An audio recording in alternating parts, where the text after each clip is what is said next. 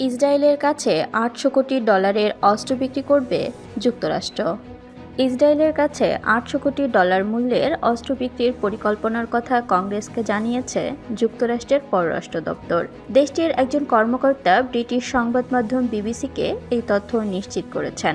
মার্কিন president Joe বাইডেনের white house ছাড়ার ২ সপ্তাহ আগে এমন পরিকল্পনার কথা জানানো হলো। অস্ত্রের এ চালান পাঠাতে হোয়াইট হাউস ও সেনেট কমিটির অনুমোদন প্রয়োজন হবে। এই চালানে থাকবে ক্ষেপণাস্ত্র ও গোলাবারুদ সহ বিভিন্ন ধরনের সমরাস্ত্র। গত আগস্টে যুক্তরাষ্ট্র ২,০০০ কোটি ডলারের ফাইটার জেট ও অন্য সামরিক উপকরণ ইসরায়েলের কাছে বিক্রির একটি প্রস্তাব অনুমোদন করেছিল। কর্মকর্তারা বলছেন, সবশেষ যেসব অস্ত্র পাঠানোর পরিকল্পনা করা হয়েছে তার মধ্যে রয়েছে আকাশ থেকে আকাশে উৎক্ষেপণযোগ্য ক্ষেপণাস্ত্র, হেলফায়ার ক্ষেপণাস্ত্র, আর্টিলারি গোলা ও বোমা।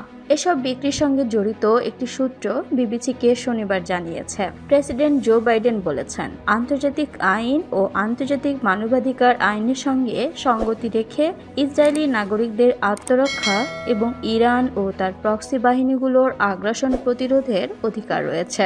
আর ইসরায়েলের প্রতিরক্ষার জন্য প্রয়োজনীয় সক্ষমতার সরবরাহ আমরা অব্যাহত রাখব। যুক্তরাষ্ট্র ইসরায়েলের সবচেয়ে বড় অস্ত্র সরবরাহকারী দেশ।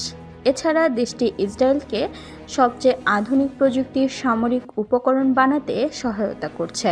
মার্কিন প্রেসিডেন্ট জো বাইডেন প্রায়ই ইসরায়েলের জন্য যুক্তরাষ্ট্রের সমর্থনকে অবিচ্ছেদ্য বলে আখ্যায়িত করে থাকেন।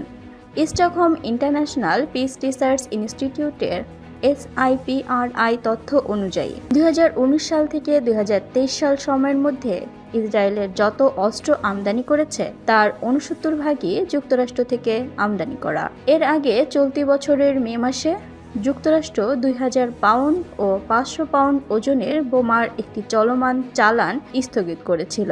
গাজার দক্ষিণাঞ্চলে রাফা শহরের ইসরায়েলের স্থল অভিযানের উদ্বেগ থেকে তখন এর সিদ্ধান্ত নেয়ার কথা জানিয়েছিল দেশটি।